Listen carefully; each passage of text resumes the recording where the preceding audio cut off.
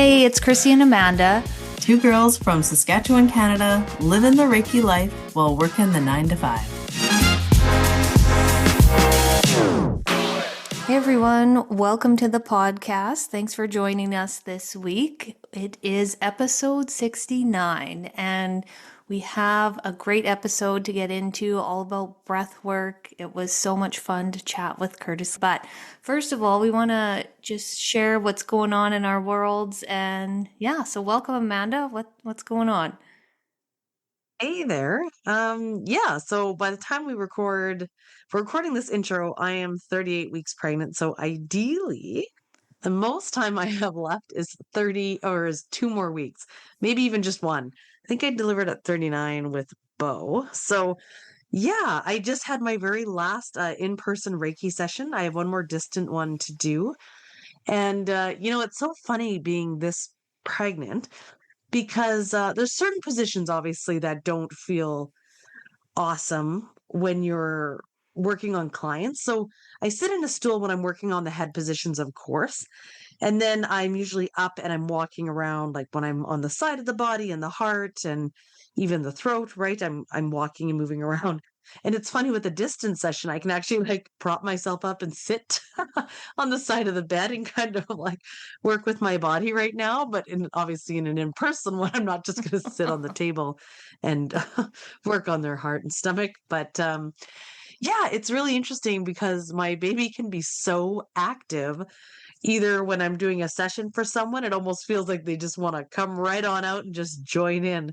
So it's funny to have that extra energy and life force living in me, almost participating in the session. And actually, that happened when we recently recorded with Michael. We'll be airing him in maybe a month and a half, I think. And yeah, it's just super active. I just think like the baby either really likes the energy that we're putting out, or even my client. I had a client who was tuning into my baby too, because she's really intuitive and a Reiki practitioner. So it was just super fun for us to connect, and she's having her own experience. And yeah, so pretty excited for this to kind of come to an end. I feel ready and hoping to keep on with Reiki, of course, because honestly, it really gives me life. And I was telling Christy, because we were talking about the Reiki circle, and I'm like, this is like really such like coming home to myself when we do stuff like this. I want to make sure I don't lose it. So so I'm really excited to keep on with sessions, of course, and it just might look a little different for the first little while, but yeah, that's what's going on with me. Yeah. Oh, that's amazing. I love that you can feel the energy of the baby in the Reiki sessions. And when the baby gets older and you start teaching him things, it's just like, hey, you were in my belly when I was doing session. Like, it's just kind of like a cool bonding thing that you can share when they're older. And it's so neat and really amazing to raise a child in, with conversations around energy and feeling energy and just different things like that. Because I think when kids are small, like they have all these big emotions and they don't understand them and they don't know how to process them, but to have the language and knowledge of how energy moves and all of that, I think is just super cool. So yeah, I'm so excited for you, and I can't wait to meet this baby. So soon, hopefully. Yes, sooner than later. I'll keep Yes. everybody updated, of course, on our socials and stuff like that. Yeah. Yeah. But how are things going with you, Christy? Yeah, they're going good. I started doing a journaling practice that I wanted to share with everyone because I thought maybe if this resonates with somebody else that has like looping thoughts, ruminating thoughts, and a little bit of anxiety, I found something that has really, really helped me. Because I would wake up at like 3 in the morning and my brain wouldn't stop. It was thinking about the stupidest things, and it was just like, and I couldn't get back to sleep, and I'd fall asleep maybe around like 5, and then of course I'm up at 6. So it was just like, it was exhausting, but this has really helped me. So it's called Morning Pages, and it's a practice from Julia Cameron, who wrote The Artist's Way. It's a book. And the practice is super simple. So you wake up first thing in the morning, like I have my journal and my pen right beside my bed, and I get up and I just start writing. And you write 3 full pages, no editing, no like trying to perform. Someone's going to read this. Like you just dump your brain out. And it feels so good to get those thoughts out. Because recently I was listening to a podcast about journaling, and she was talking about how our brain needs closure. So we need to complete a thought. And by completing a thought, we need to write it down or speak it out loud. Otherwise, it just keeps looping. And I was like, frick, that makes so much sense. So getting my thoughts out, I've been doing it for 10 days consecutively.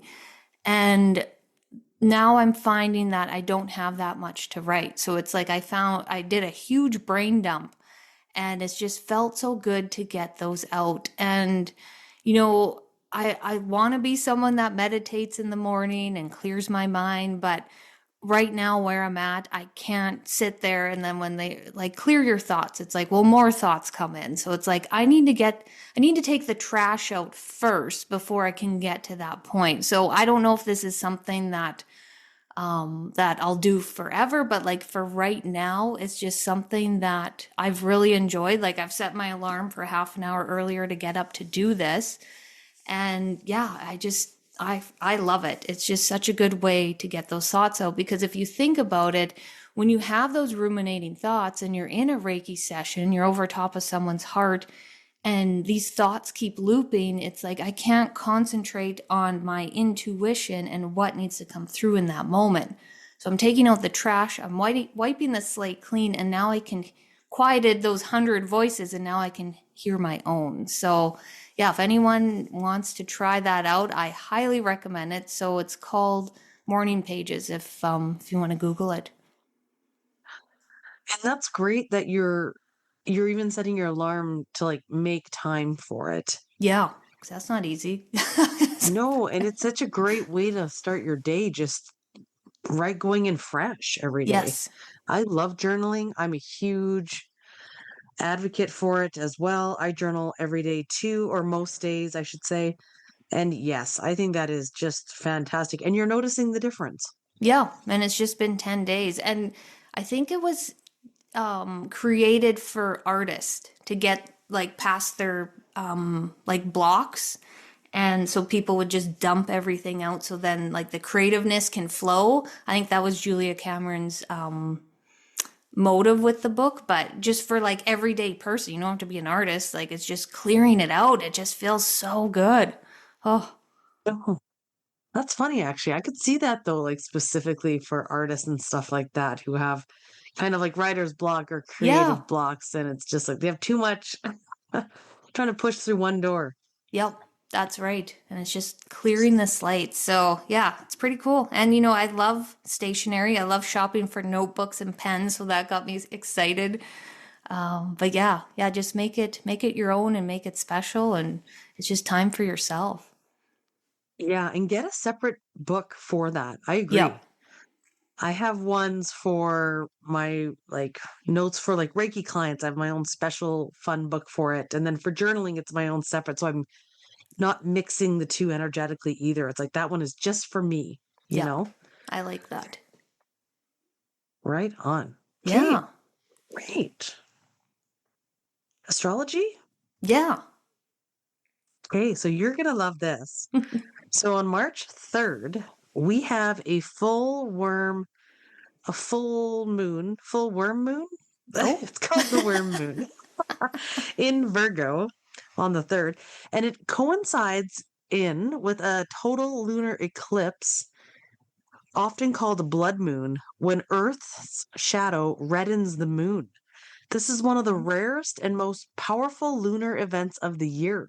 oh, And yeah, and it also coincides with the Hermit, right? Virgo is the Hermit card in the tarot deck. And it is like Hermit is all about obviously solitude. So what you think of when you think of the Hermit. It's also the man with the lantern. So it's really good for like a grounding energy and getting clarity on things. Like maybe you want to just take some time to sit with yourself and just kind of see what comes up, like Christy said, journal everything out and then just kind of see what's left. And it's a really good time to like focus on your health and really like sorting out your details of your life. If you're feeling a little bit of overwhelm, or maybe, like that winter energy is kind of getting to you a little bit mentally, it's a really good time to like take that solitude and go inward and just kind of do some reflecting too with this moon, with this full moon, and then release the stuff out that's not serving you. And then we have the new moon on March 18th in Pisces. So Pisces is a water sign. It is the moon card in tarot deck as well. So it's a really deeply intuitive sign and really good for spiritual growth. So if you were really trying to maybe focus on your spiritual business, really work with this new moon because it'll help you energetically as well. And those who are wanting to even heighten their intuition or really start getting into that, it's going to be really supported as well. So, don't be afraid to tap into new things with this new moon. All right. Yeah. Lots to look forward to. Lunar eclipse. You could have your baby around that time too.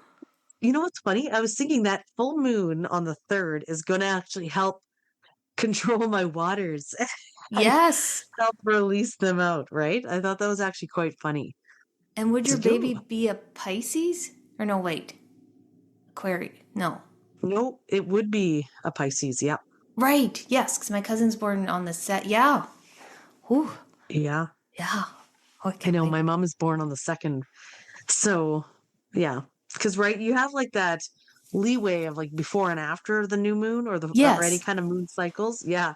So we'll see. We'll see. We'll see. Yeah. Oh, exciting. All right, so we do plan on hosting a Reiki circle this month, but we just don't have the date set in stone.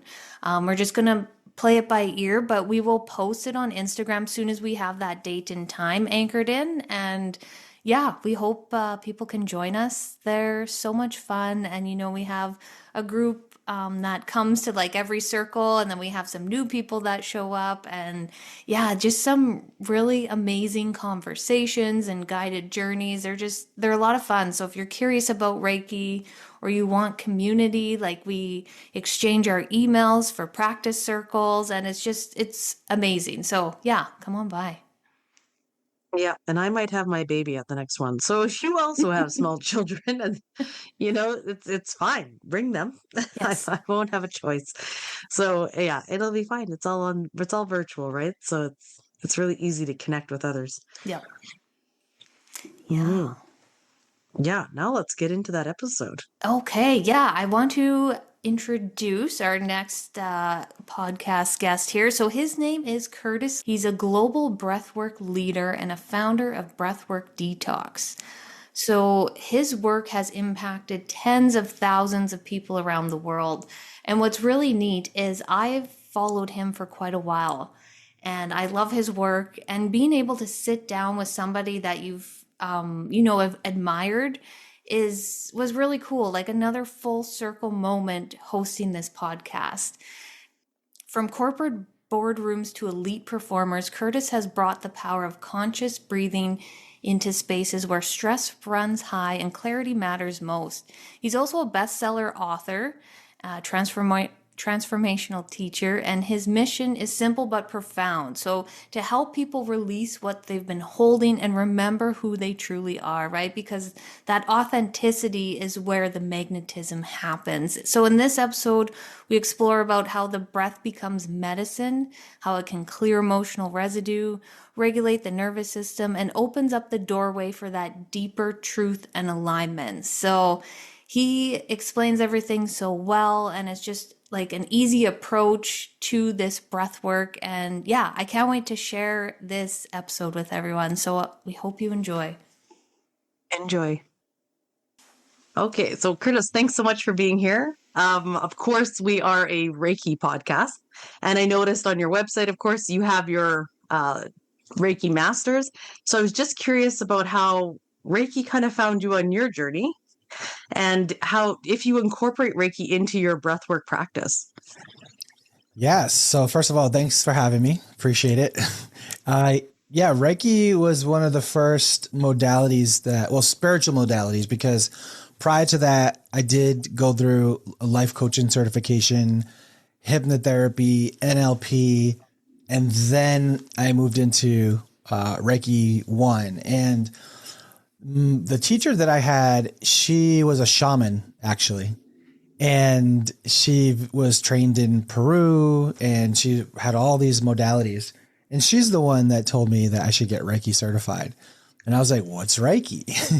And started learning about that. And then I get certified in level 1. And that was its own spiritual awakening in itself, because I remember I had this back pain, this annoying back pain that just never went away. And it was always spasming, but I just kind of learned to live with it. And I was on the table and she wasn't doing Reiki with this. She was doing more shamanism, but she was like, yeah, hold this rock.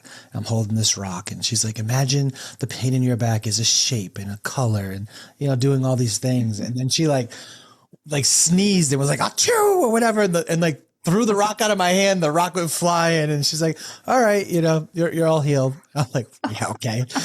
And then I get up and literally it was gone. And I was like, and I didn't even say nothing. I was like, I was searching for the pain for like 2 or 3 days. And I was just like, oh my God, it's really like, it's gone. I couldn't believe it.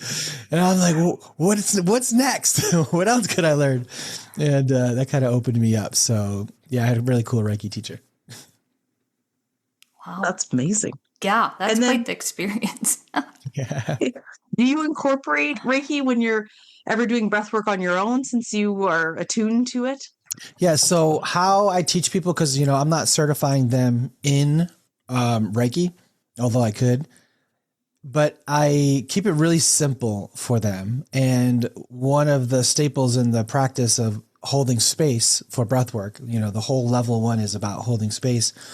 And I just teach them very simply that they're a vessel, right? And they need to be the clearest vessel as they possibly can when they're energetically holding space for other people.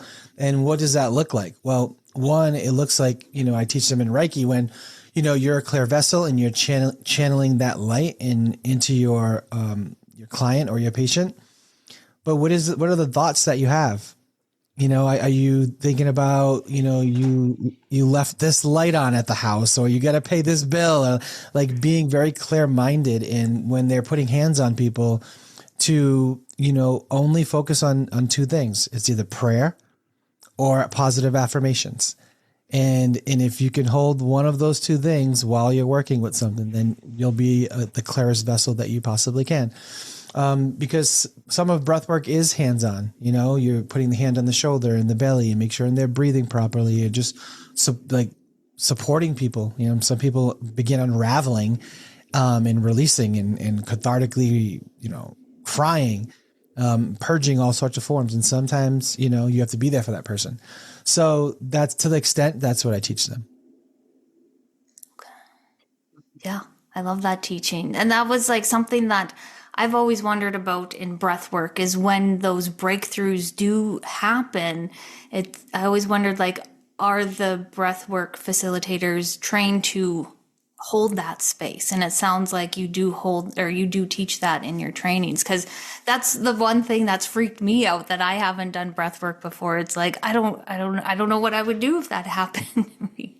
Yeah. And, getting comfortable with it is the main thing. Like even after they're done, like there's a lot of hands-on training. Like we do virtual on demand and we do in-person trainings, and the in-person is great because you get to have that real life experience. Like we were just talking about Canada. The reason why I'm going there next week is because we're extending the training in Canada. So we're going to start doing the teacher trainings in Canada to give them more hands-on experience, because we do have a lot of people from Canada who do take our training, and they'll fly in, to the US to take it. So, and when they get done the training, it's really important to just put yourself out there and get used to holding that space. We do a lot of it, in the training, but there's no substitute for experience. So you just got to get out there and just, I say fail fast. Yes. Yeah. Well, we often tell people to like I train people in Reiki. And so I tell people, like, you can only take yourself as far as you can only take your clients as far as you've taken yourself. So unless you've had those emotional breakthroughs and what's going on in their bodies emotionally, physically, like if you would never had an experience like that, how can you help someone else work through that too? Right. Yeah, that's one of the mottos we use as well. Is like, Yeah. even from each training that people take, if you squeeze a lemon, right, you get lemon juice. You squeeze an orange, you get orange juice. When you squeeze an orange, you don't get lemon juice. You get whatever's in there. So, whatever the founder of that modality has been through and learned and acquired, imparts that onto his students. And, it's makes all the pain and suffering and trauma that we've been through a little bit more rewarding when we realize it wasn't for us. It was for other people as well. Yes, that's so true. It's like that's your medicine to share with other people. And it's like someone told this to me last year. It was, I believe it's a Buddhist teaching, but it was like, learn to heal yourself. Like, how can you heal yourself? And then it's like, learn what true healing means and then help heal others. So that's like something that I've really like held close to my heart and the path that I'm on right now. So I just wanted to rewind a bit here and go back to your journey. And how did you start into this breathwork journey? So at one point when I was kind of collecting these certifications and I was writing my first book, and that was already published, and I started to have health complications and developed this weird stomach pain and condition where I started going to every doctor and taking every test under the sun multiple times. And the doctors couldn't diagnose me, never mind heal me. So I suffered for about 5 years, trying everything you can imagine, and eventually venturing out into more invasive modalities such as, animal medicine, frog venom, like ayahuasca 20 times in the jungle. Like, I was pretty desperate. And, I've traveled all over the world talking to sages and gurus and, temples and from India and Nepal, all over. And then I found this technique and somebody told me to try it. And I did one session, and that one session completely eradicated my stomach condition like that. And it was so hard for me to wrap my head around how that was possible, because I know all the things that I did. I know all the certifications I had. I'm like, how? This little silly, stupid breathing technique is what did it for me.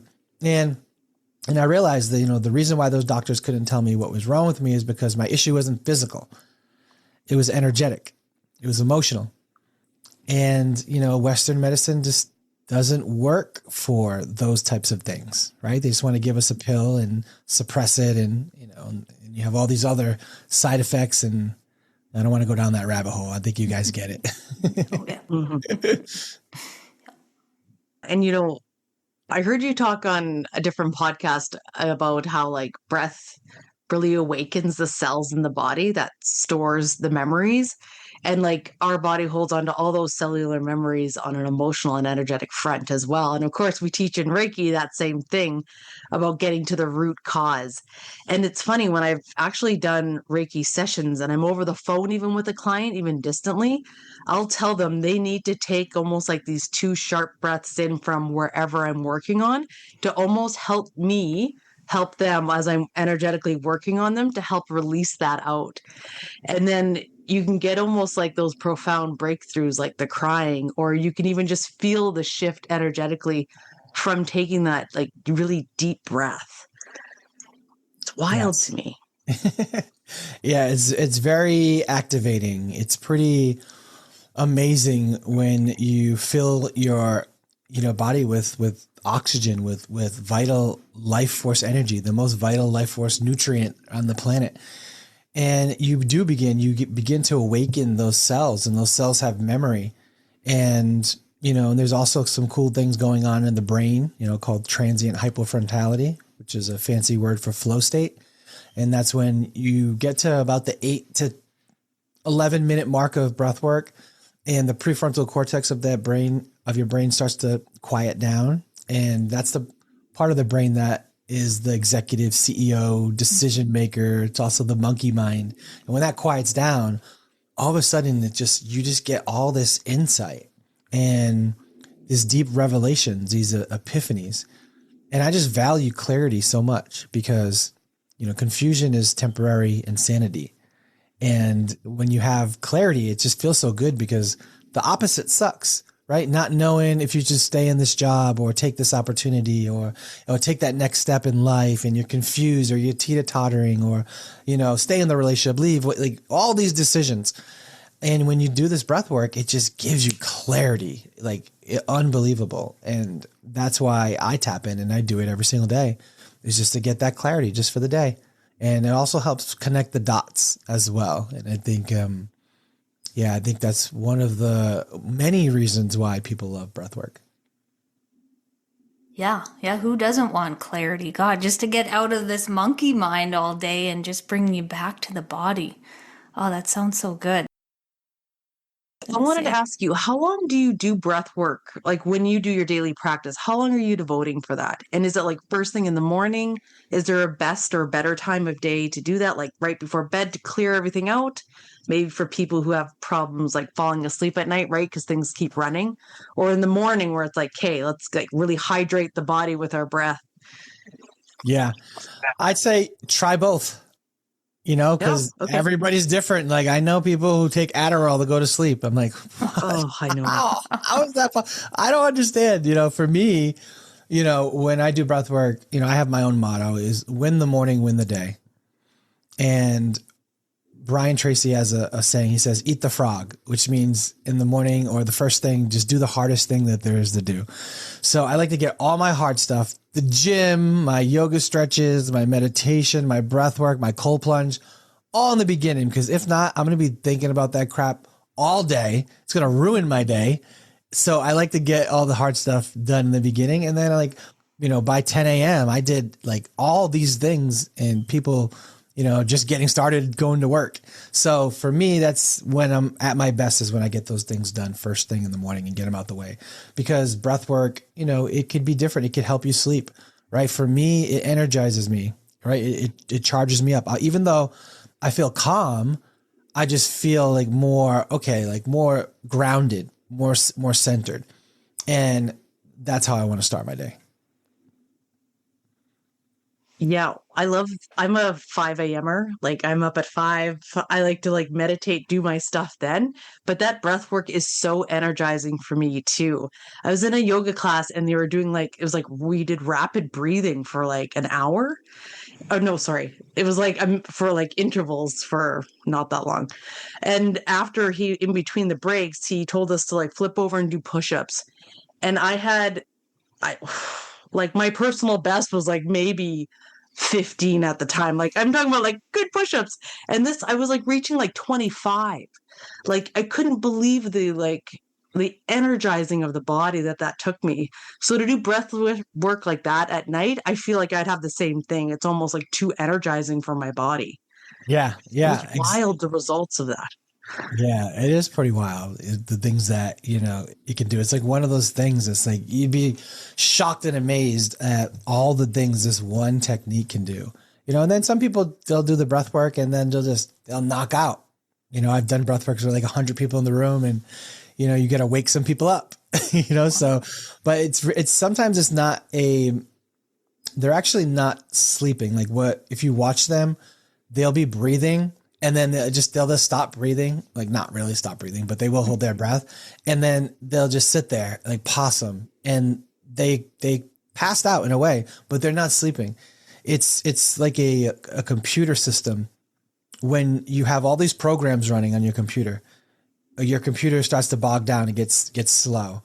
And then you reset your computer, you press restart, you reboot it, and it shuts down. And that moment where it shuts down is the moment that happens when people are doing the breath work. They're rebooting their system. All these things is going on. It does like a reboot, and then they come back online, and then those go immediately and back into the breathing. It's pretty wild to watch. Yeah, that is wild. So how, like when you think of breath work and meditation, I know you've explained that like you can get there faster with breath work rather than meditation. Could you share like a little more about that? Yeah, I mean, I think yoga and meditation are great. And but we do live in a microwave society, right? Where people want to see results and they want to see results fast. So the great thing about breath work is, unlike yoga and meditation, the results are immediate and undeniable from just one session. And if you try to, get someone who's stressed out, which is pretty much the majority of the world, to sit down, sit still, and don't think a thought for the next 20 minutes, they're going to get more stressed out because that's very difficult to do. And with meditation, it's like, look at your mind, like these 50,000 thoughts we have per day, and most of them being negative, about 80%. And they're just floating around. It's like this chaotic sea of all these crazy thoughts, and most of them we're not even aware of. And with meditation, we're looking to take that, wild ocean and try to calm it down to a still pond. And with breath work, it's pretty much like the opposite. It's like you have all these chaotic thoughts, but you're not trying to calm it, right? You're pushing the breath out. You're pushing all the chaos out of your mind, all the crazy thoughts. And by giving yourself something to do, which is actively doing this one breathing technique over and over again, and then those thoughts just eventually they go. And then right around that 8, to 10 minute mark, then all of a sudden you start to enter this flow state and you start to get immense clarity. And I think that's when the magic really starts to happen. Yeah. That's fast. 8 to 10 minutes, hey? And then you find you're in that good flow state. Yeah. I mean, soon as 8 minutes, I'd say probably maximum 12. It's for me, and it's for a lot of other people too. And to the point where it seems like the breath work's hard. Like you're like, oh my God, this sucks. How long am I doing this for? Oh my God. Like, why did I sign up for this? And then all of a sudden, when you get past that peak resistance, like you're building up your resistance, and most people try to, they'll quit. They'll slow down or they'll stop before that resistance. But the trick is you got to push through, you got to breathe through, because if you want to have a breakthrough, you have to break through. On the other side of that resistance is where your body almost like takes over and starts breathing on its own. Like when it was so difficult to do it, all of a sudden, like, oh wow, now you're breathing not against the resistance, like the resistance gone. Like there's only so much it can give you until it just knows that you're not going to stop. And then it's like, all right, I'm going to surrender. Then the resistance surrenders. And that's when you enter that flow state. And that's when it gets so it's easier. So you got to work to get there. That's why they call it breath work. Yeah. I haven't done a lot of breath work, but I really, and it's honestly just because I haven't made it a discipline. But when I have done it, it's almost like, not that I lose circulation, but it's like my hands will get really cold, or else my body will get almost like, you would almost think you'd get hot from all that breathing, but it's the opposite. And it's almost like, yeah, my body's not used to like fully breathing. Cause I think when we're just in our regular lives, we're almost like not breathing at all, or it's like the shallowest, crappiest breath we can imagine, right? Unless I'm conscious or I'm at the gym or in the practice like this, like we're not breathing. No, we're not, surprisingly. And, I learned the hard way, and I caught myself. I don't know how long I was doing it for, probably years and years and years. But I remember it was because it was my birthday, and I was with my friend and his wife, and we were out eating. And I remember they were talking. She was saying something. And all of a sudden, I just remember going, and I just gasped for air. And I was just like, wow, what the heck? Was I just not breathing? And then I looked down and my fist is clenched like so tight. And I'm like, oh my God, my fist is clenched. I'm holding my breath. I'm like, all right, something's going on.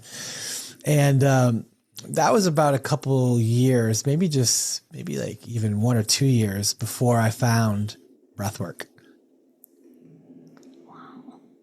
Yeah. Yeah. That holding the breath, I've caught myself too, especially if I'm on Instagram and like doom scrolling, and then I put it down and then I take that deep breath, and I was like, how long have I been holding my breath for? Like, holy shit. Like, it's wild when you become aware of it and you make that connection. And I even, I've been going for myofascia release, and he did some kind of release in my diaphragm, and it felt like he opened a balloon and I could finally breathe. And it's just, when I think of why are we breathing so shallow all the time, it's like the way our are like sitting all the time and hunched over, that diaphragm is getting squished. And yeah, it's just wild how something like breath work can really help in so many different ways. Like I just picture it scrubbing all your cells and renewing things. And yeah, it's just, Yeah, yeah. it definitely brings in new life and new energy. And, you know, when you start breathing down into your belly, like people forget that our belly is the core engine of our vitality. And all the energy channels in our body, which anatomically you know can't cut us open and see all the energy channels, but there's 72,000 of them that run through the body. They're called nadis, and there's one place in the body where they all intersect, and it's called the Times Square of your energy center, which is in your belly, behind your belly button, and like they also, you know, where your dentian is, but then also it's where 80% of our immune system, right, it lives is in our gut. And then 80% of our serotonin, you know, is produced in the gut, not the brain. So if you look at that, that means 80% of our health, our happiness, and our vitality is located in the gut. And yet nobody's breathing down there because, yeah, we're stressed. Our diaphragms tense up. You know, everyone's back posture sucks because we all have our phones down, and the head is the first thing that messed up your posture, because that's like pulling all that weight down, and then you're crushing your stomach. And then also when people are going through traumatic things, they hold the emotions in their belly and their hips. And it's just like everything's down there and we're not even breathing life into it. So when that energy begins to get like, you know, dampen, or let's say becomes stagnant, everything gets thrown off. And if you focus on your gut health, and then not to mention the gut brain connection. You know, there's 500 million neurons that go from the gut to the brain. And a lot of people, that hotline is very static. It's a bad connection. And, you know, they say we have a gut feeling. You know, they don't say trust your elbow feeling, right? Or your thyroid feeling. They say trust your gut, because your gut is intelligent, right? There is a second brain in your gut. So it's a very important place to breathe into. You know, I really wanted to ask this selfishly. And I was like, well, if there's time at the end, but this is a great segue into what I wanted to ask. So I'm 8.5 months pregnant right now. And you're talking about like breathing in from your gut. So of course, my belly's pretty big right now. And I wanted to talk to you about Lamaze breathing and just breathing in that way. Because like right now, of course, my breath is, sometimes I'm huffing. Like I go up the stairs to go to work. I get up there and I'm like, oh, like everything is just like squished and whatever right now. But like, can we touch on like Lamaze breathing and that kind of like breath work? And because I have my own plan, of course, like when I go into labor, I want to like because I do hypnosis as well. I really want to get into like a hypno state when the time comes. So I'm going to be doing that kind of breathing, but I just wanted to know what your thoughts were on that. Well, I think or if you have any. Yeah, my thoughts are, you know, a lot of people heard of that technique. It's been around for a really long time. And if it's still around and people are still using it, then it works, right? Yes. So, you know, breathing works, and there's different techniques for, you know, different things. The deep diaphragmatic that we do, you know, we'll tell people I teach people in my trainings, if someone comes to you and says they're 1 week pregnant, or they hurt their pinky and they're asking if they should do breath work, my answer is always going to be the same. And we say, if your doctor says it's okay, then it's okay with me.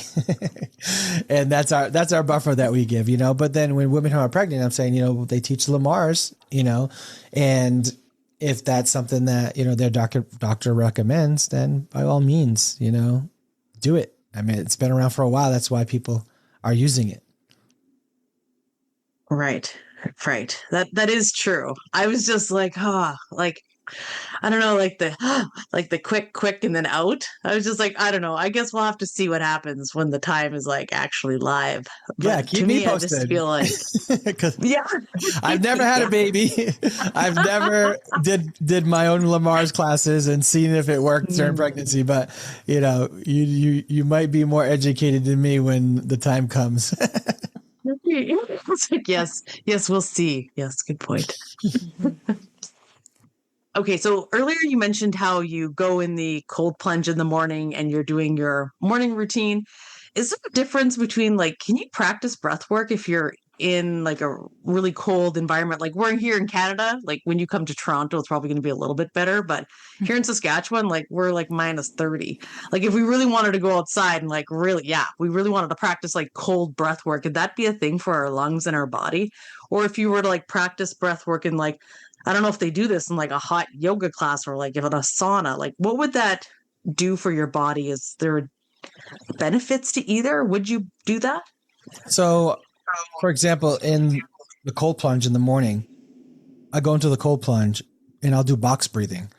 Now, the reason why I do that is because when I go in the cold plunge, first of all, your sympathetic nervous system is immediately activated. So you start gasping for air, right? Your body's going into survival mode. All the blood flow is going to your vital organs and out of your limbs. So now your hands get freezing cold, your toes, and it's this reaction. It happens every single time. So when I get in there and my parasympathetic, that fight or flight kicks off, I want to see how fast I can get myself back into parasympathetic. So how fast can I calm myself when I'm going haywire? So it's kind of a great exercise for the extreme. So I'll go in there and I'll just immediately start to do box breathing and try to get myself back in the parasympathetic, controlling, the exhales. And, that's one way to do it. Deep diaphragmatic breath work and like freezing cold and like bringing that, into your throat. I've never done that. I don't think I will do that. I don't like the cold, to be honest with you. I just moved to the desert because I grew up in Rhode Island and it was just too cold over there. But then they have like tumo breaths, like there's a certain breathing technique that heats up the body. So different breathing techniques do different things, so it's just a matter of, the environment, but also what you're looking to achieve.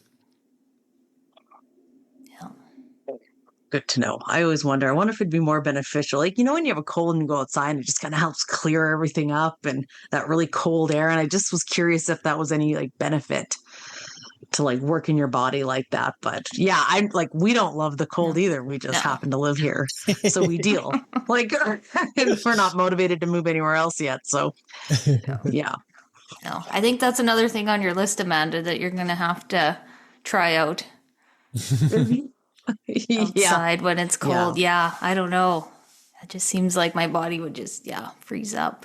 What I did want to ask you for, like a lot of the people that come for breathwork sessions, is there like an overarching theme you see like with people? Like they want to get out of their head, they want to get rid of anxiety, or is it kind of like a mishmash of stuff? Or what do you see? Yeah. So I actually take polls, so I know the exact answer to this. Yes. And when I gave the options, and one was like in need of a breakthrough, another one was stress, anxiety, another one was deep emotional healing, the other one was physical ailments, and then one was what was the other one? It's slipping my mind right now, but there was 5 options, and I thought, clarity on mission, purpose, and whatnot. And I think almost every single time, but one time, and I've done this for years, the number one answer was always the number one answer, and it wasn't what I thought it was. I thought it would be this or that. And can you guess which one it was? I assumed clarity. Yep. To help with anxiety and things like that. So yeah, I thought clarity, and stress and anxiety was obviously a huge one. I feel like a lot of people want a breakthrough. Those are like the top ones. But number one was deep emotional healing. Wow. Really? Every time. Oh shit. People aren't so deep. I was shocked because I didn't know if they even knew that they needed that. Like we all need it, but not everyone knows that they need it. They think they need more money. They need a better relationship. They think they need this or that, when really what they need is deep emotional healing. And I didn't know so many people would know that's what they need. So it always shocked me. And I'm like, nah, people know exactly what they need. And it was, I'm telling you, number one every single time. Wow. That's amazing you did that poll. I love that. Yeah, I was curious like you. Yeah.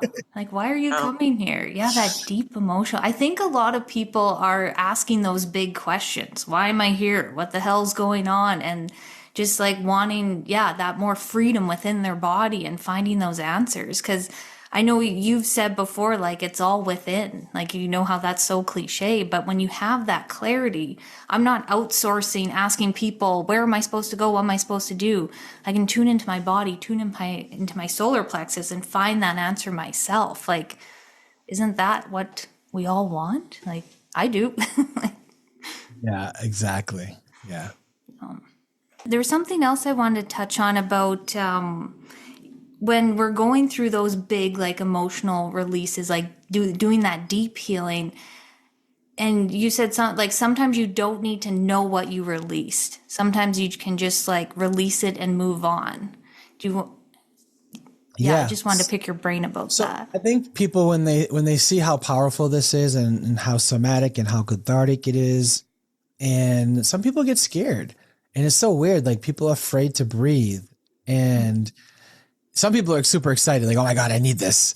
And then some people are like, and those are the ones who know that they need the help, right? The ones who know what to do, but they don't do what they know. They have their own resistance. They're not willing to surrender. They're still trying to control their experiences, and they know that they're suffering from it, and they know they should do this, but they're a little apprehensive. So maybe they start lying to themselves or giving themselves excuses. It's like those people, right? So, they'll be afraid to breathe. And it's like, how would anyone ever be afraid to breathe? We're just breathing, remember? It's because what they're holding on to, they're afraid to release it. And it's not because they're afraid to release the thing that obviously it doesn't serve them, and that's good. But usually when we're holding on to something that we still haven't let go of, it's because it's attached to a belief system or an identity. And that's the only reason why we still cling to it. If we let this go, well, who am I now? What am I gonna, what am I gonna worry about now? All these different things. But when you're in breath work and you start releasing these things, people think people are crying in breath work. A lot of people cry.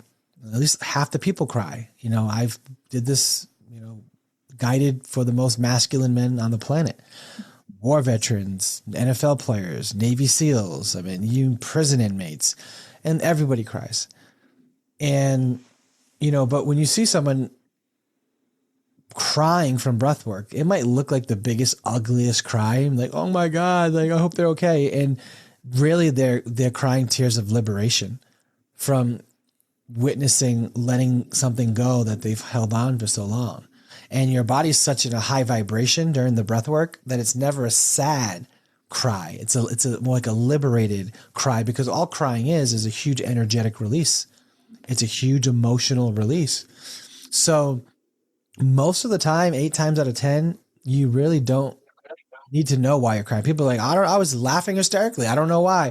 I was crying hysterically. I don't know why. Because it's stuff that was trapped in the body. And, very rarely, I think if it's something that's really significant, it will need to pass through the screen of your awareness, because there's either an acknowledgement that needs to happen before that can karmically be released, or there's a lesson that needs to be learned and extrapolated, before you can move on. And that's when it's something real significant, and that's a good thing, because you got it at that point. And you come out of a breathwork, man, you can feel like a whole new person, like literally feeling reborn, and just more buoyant, more lighter, more brighter, and just not carrying all that weight. Like I tell people, it's not the weight of the baggage, it's how you carry it. And a lot of us learn to carry it very well, being mothers and, entrepreneurs or both, it's like, we have to show up strong for other people, look strong to our significant other, to our kids. And we have all these masks, and, they're there to protect us. We're not trying to hide. We're just trying to look strong. And that only lasts for so long. Right. It's only so long you can carry all that stuff before you just get jaded and just get exhausted. and women do a really good job of doing that, and women are holding more responsibility these days than ever before. So, it's a lot, and there's a lot of pressure on men too, to show up, to provide, so I just have compassion for everybody because, I've been through it. I'm like, I'm not going to forget this. I'm never going to lose compassion for all my suffering, because I know how messed up this world is, how dysfunctional this world is. It's not normal, these conditions that we live in. And, not to get to the micro to the macro, but we do live in some magnificent times where there's going to be a lot of changes, and, we're going to need these tools.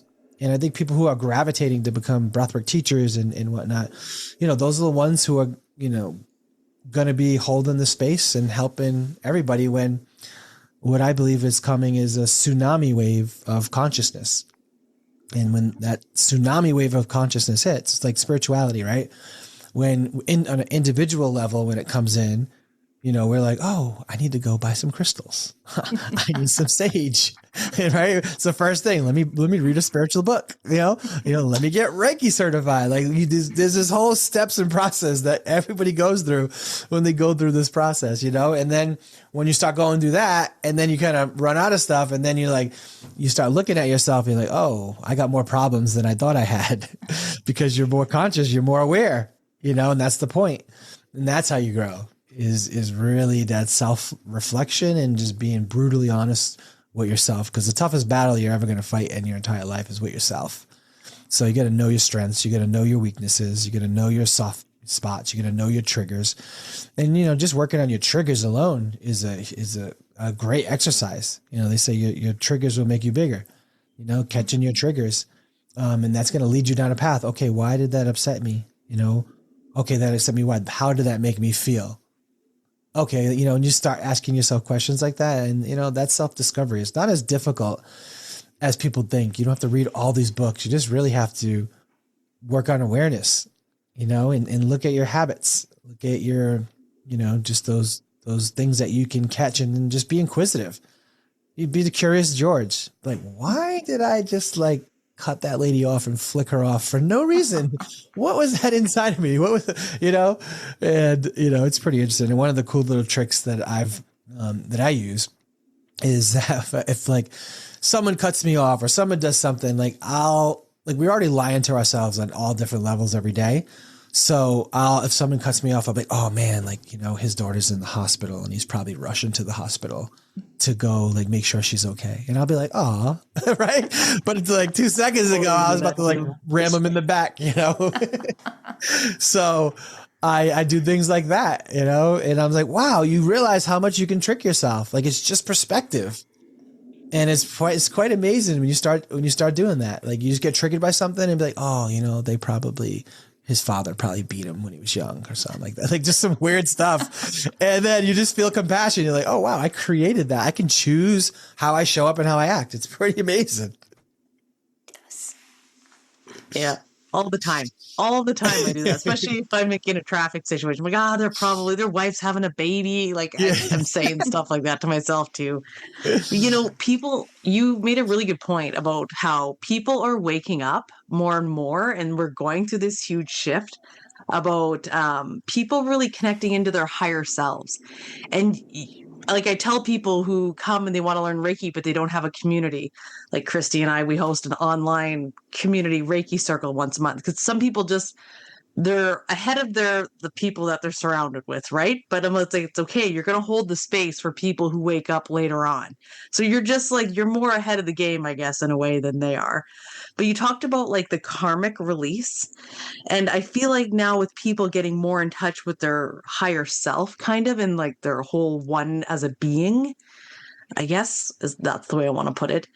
Do you find that people are even releasing past life or karmic things that way in their body that maybe they don't need to identify, but they've had unnatural fears around dying? I know somebody who got really scared about their kids all of a sudden dying when they reached a certain age, and it's just it's so unwarranted, but they're still storing that in their body. Do you ever notice shifts like that? I know we're getting kind of on the far end here, but I think you're open to it. Yeah, I mean, there's everything. I mean, you never really know what things came from, right? Unless you're kind of looking at it, clairvoyant, clairsentient, claircognizant type of way. It could have been in that lifetime. It could have been childhood. It could have been past lives. It could be ancestral. There's so many things that people are working through. But I think there's a saying with Buddha, and I'm going to botch it up, but it goes something like this. He's like, if you're sitting in the woods and you get shot with an arrow in your back, and, do you sit there and, grab the arrow and be like, oh, I wonder who shot this arrow? I wonder why they shot it. I wonder where it came from. No, you take the arrow, you run the other way.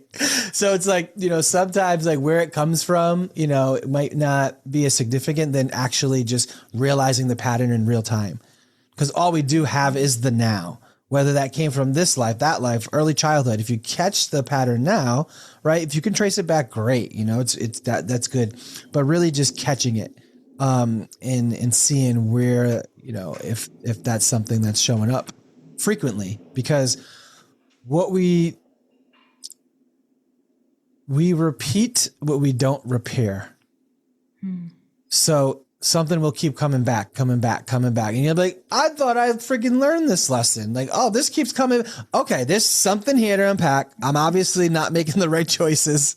I'm actually obviously doing something wrong. Let's try to do something different. Like, it's like that Jerry Seinfeld episode with George. He's like, I'm just going to do, my life's horrible. I'm going to do everything opposite. So like when he usually would say yes, he started saying no. When he said no, he started saying yes. Instead of taking the stairs, he took the elevator, and then all of a sudden his life got better.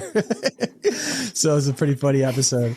Sometimes we're going to do that. Like I tell my buddy, like, if you're not financially where you're at, or here, if anywhere you're not at, if you want something and you don't have it, then you have to admit, okay, I'm doing something wrong.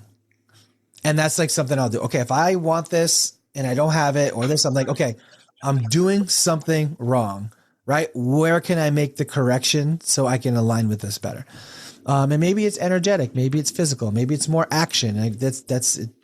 The blueprint is different for everybody, and people are in different seasons, right? We have push, we have pull, we have yang, we have yin, we have do, we have don't, and we have chill the heck out, and relax sometimes. And, and then sometimes you got to do more. So it's different. And we go through this, ebb and flow in these seasons of life. So it's just a matter of, know thyself. Yeah. I really love that teaching about the arrow. That's going to stick with me, because I've been always like, I need to go in and see who shot that arrow. Like, what is going on? Because even in my massage with the myofascia, I had a massive release. I just started bawling. And right away, my mind was like, what happened? What did I release? Where was that being stored? And then I'm ruining the moment of releasing that, whatever the hell it was. And I still don't know what it was, but I feel a hell of a lot better. And I think that's something I need to change within my beliefs. Is I was always like, I need to get to the root, pull that root out, find out what's going on. But I feel like there's a time and a place for that. So I feel like that you woke that up within me today. So thank you for that. Yeah. And if you're meant to remember, you will remember. And if you're not, then just let it go. Like I remember one time, I'll never forget this. I was sitting there and I had a really crappy thought. And I just was thinking about something, just like spiraling down, just like worrying. And then all of a sudden, like I did something, my phone rang and it threw me off. And I was like, crap, what was I just thinking about? And I was like, oh man, I knew it was a crappy thought. And I was like, well, I can't remember. What was it? I was searching for that crappy thought so I can go back into the same thought that I didn't want to have in the first place. And was spiraling out of control and just worrying. And I was searching for it and I forgot. I should have been like joyful and happy that I just like left this crazy thought that I shouldn't have had, but I was searching for it. Like, where's the psychological sense in that? Right. It's kind of similar. It's like, if we let go of something, why are we trying to look for it again? Yeah, that's right. Let it go. Yeah. Surrender. Let go or get dragged. Yeah, that's right. So where should people start if they just want to get into breath work, or you pique their curiosity? It's like, oh, breathing can really help with my physical pain and emotional things. And like, where do people start? So I say start, one, if they got curious from anything we spoke about, it's a W for us. Right. And that's like always my intention on podcasts is like, I'm never trying to convert somebody to my belief systems or, you know, my particular modality, but I would like to have sparked curiosity. Right. If I can have sparked curiosity, that curiosity is going to lead you down a path, whether you start chat GPTing or Googling or YouTube, something like that's great. There's your start, the curiosity. What I would recommend as a teacher, and, you know, I'm trying to be unbiased, is that always do your first session with an instructor, right? Some people go on YouTube and they're this, but go do it the right way, right? You know, go into a physical place, or what we do is we lead them virtually. So I'll lead breathwork, you know, every 2 weeks, every new moon, every full moon, and people can log in from all, you know, anywhere in the world and go through a session. And the first 20 minutes, I explain like the orientation and set the context. And that's what it takes to really understand what's going to happen in a session. Because what people do is they'll jump into the breathwork, they'll start going, but I've had so many people say, I went so much deeper in your breathwork than this breathwork or that breathwork or this teacher in that modality. And I know it's not me, you know, or the breathwork, because the technique is very simple. I know it's all set from the context. That context, that 20 minutes that I spend explaining everything, right, is what allows people to release the triggers that's going to prevent them from having their experience and their breakthrough. It prepares them, right? Showing them the technique and how to do it is the easiest part. But mentally preparing them for what's going to happen is what allows them to have a deep, deep session and to have their breakthrough. So I would say the first one, you know, do a guided one, whether it's in person or whether it's virtually, do the guided one. And then if you're a self-motivated person, then make it a practice, you know, because it is a modality that's going to move the needle for you. And you know, I created whatever works for me, I create for other people. So I'll do shorter sessions every single day. So I created something called the Breakfast Club. So every single morning, 6 a.m., 9 a.m., we're doing live sessions every single morning. Wow. with a different facilitator every single day, 7 days a week. And we do that because each facilitator every week brings their own medicine, brings their own style, brings their own music. And it just really kind of just keeps things really engaging and entertaining. So we do that. And then maybe you want to just start looking on YouTube for, you know, less cathartic techniques, like box breathing is a great one to start. Physiological sigh is a great one. 4-7-8 breathing method is a good one. And I think those three would be simple. But if you want to really experience the magic and all the things that we spoke about today, then that's a breathwork detox session, and that's a deep session. And, you know, you breathe for about 28 minutes, straight nonstop. And it's a process, right? It's more of a journey than just like, oh, I'm going to do this breathing technique. No. It's a whole event. It's a journey, and an experience for sure. So yeah. And yeah, that's my answer. 28 minutes straight? Mm-hmm. That sounds so intense to me. That's not bad. I mean, you go in the gym for like an hour. Yeah, I guess. I do, but you know, you're kind of like breaking a little, right? You're catching your breath, let alone incorporating more breath in. Oh, but you are easy. you are 100% right. At least doing your first one with like being guided by a teacher or facilitator, because I have had releases and breakthroughs like in a yoga class, for example, like doing like breath work and things like that. And then I've cut it off because I'm in, like, this was literally, they came to my place of work. So I didn't want to have this continue my full release in front of the people I work with. And of course I have to continue working my day. This was at noon. So I'm like, it's okay. I'll pinch it off and then I'll go home and I'll recreate this. No, it doesn't work that way. I couldn't recreate it. And I knew I did myself such a disservice, but it's so different for whatever reason, trying to do it on your own than being there with the person. One, because they were like not letting you stop almost. I was like, please just walk away from me, but they won't. They're like, please leave. but they're like still holding you or like touching your back or something, which just was just triggering it more. So it's almost like they see you and they just are like, you're doing this and you have no choice to keep that going.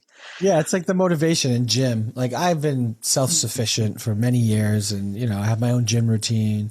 But I have a trainer for leg day. And I do that because I know I am going to half-ass it on leg day. I just know I am. So if I get a trainer, I'm like, they're not going to let me half-ass it. And so I'll get a trainer for leg days because I know I hate doing leg days, but I know I can't miss leg days. So, you know, that's, it's no different than breath work, right? You can do it on your own anytime, anywhere. You get a pair of lungs, lay down and breathe. But when you make it make it a practice and, you know, you have a facilitator, you're just going to allow yourself to have deeper sessions. Yeah. And I feel like Awesome. I would, or like that's how I want to experience it, is with someone. Because I don't know why I'm freaked out about that breakthrough. I need to go and do it. I just need to do it. Yes. Yeah. So where can people find you? So if they wanted to check out the Breathwork website, they can just go on breathworkdetox.com. Just type in breathworkdetox.com and then a program suite is going to pop up. So it'll say, you know, do you want to attend a virtual event? You know, people who want to become teachers and get certified in this modality. We offer a free masterclass. We offer a free consultation. So there's some goodies on there that you can go and experience. And, you know, we do corporate. We've worked with Nike, NASA, Capital Group. So, you know, pretty much anything breathwork you'll be able to find on there. Or they can go on my Instagram and message me directly. I'm pretty decent with messages. I'm trying not to be as good as I was because it just takes so much time. But if someone messaged me, I will get it. And that's Man from the Stars. Just go on Instagram, all one word, Man from the Stars. And, you know, they can message me there. Perfect. Thank you. Yeah, I'll make sure to link all that in the show notes. And awesome. Awesome. Yeah. Mm-hmm. Thanks so much for being a guest and coming on and talking about this. It's so important. Like it really is for us to take those full deep breaths into our body, oxygenate our brain, everything, quality of life. Like it's really important. Yeah. I think people will be surprised when they try this. That's for sure. Yeah. What do you got to lose? Yeah. Exactly. All right. Well, thanks so a lot, much. Kurtis. All right. Yes. Thank you for having me. I appreciate it. Yeah, that was a good time. Okay. All right. Yeah, ladies. and thanks for meeting us at night. By the way, we appreciate that too. Yeah. I'm going night night now. Yeah, That's right. totally. Okay. All right. Thank you. All right. Yeah, take care. See you later. All right, so we're at the end of the episode here, and we always love to leave everyone with a card pull. So this week, Amanda's doing the honors. So, let's see what's going on. Okay, so I'm using what is this deck? Psychic Tarot deck? That's what it's called. Psychic Tarot deck. It's my favorite one. It's my original one. And okay, so I pulled 3 cards and they were all major arcana cards. So major shifts happening here. So we got the Strength card, we got the Death card, which is all about transformation, and then we got Wisdom is what they call, but it's also the Hierophant in traditional tarot. So this one here, it's funny with us coming into March, we are just now finishing up that last year's cycle. So that year of the 9 and the snake, like they always give us a little bit of grace at the beginning of the year to clean stuff up. And so now we are officially into that fresh number 1 cycle of 2026 that we're going into. And it's really interesting that we got 3 major arcana cards because it's all about harnessing your inner strength, your power, and transforming yourself into this new year. So you would have noticed last year, a lot of people were closing things up and ending things, even like long-term relationships, jobs, switching out, just like reinventing yourself is going to be the theme for this year. And so you have the Strength card, which is a woman taming a lion and really going inward and finding that strength that we have in a very subtle, calming way. And then we have transformation, which is how do we want this new version of ourselves to look? And what steps do I need to take to embody all those things? So maybe you're going to be going back to school. Maybe you're going to be taking a course online. Or I know people who have been really reaching out to like even take Reiki right now. They just know that they want to embody more and do more things with their existence and with their year this year. And having that extra education or just finding your community, finding the right people to help you grow is all very good as well. So harness that. And then, of course, I always like to look at the bottom card. It's a rejoice and celebration. So make sure you are having fun with it. There are 3 cups here. So you could be working with other people.